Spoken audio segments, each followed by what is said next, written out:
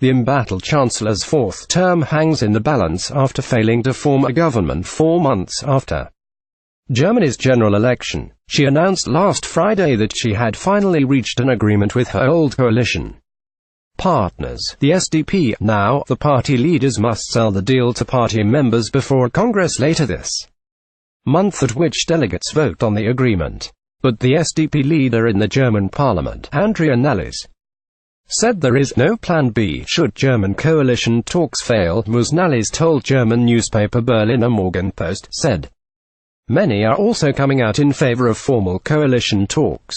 Getty Angela Merkel has been warned there is no plan B to German grand coalition. We're not a party that will simply rubber stamp something, but neither will we walk away." Andrea Nahles: the SPD is just a very lively party, struggling to find the best way forward together. We're not a party that will simply rubber stamp something, but neither will we walk away. I am optimistic. We didn't push as hard as we could have in these talks. Many core SPD issues for which we've been fighting for years are now possible.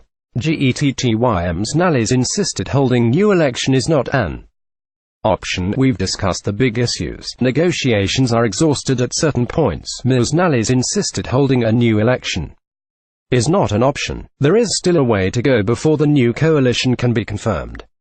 And leading movements of the SDP have vowed to press for improvements to the blueprint agreed at the end of last week. SDP party delegates will vote on Sunday on whether or not to progress to formal talks with Ms Merkel's Christian Democrats CDU and their Bavarian sister party, the CSU, based on the position paper drawn up during exploratory talks.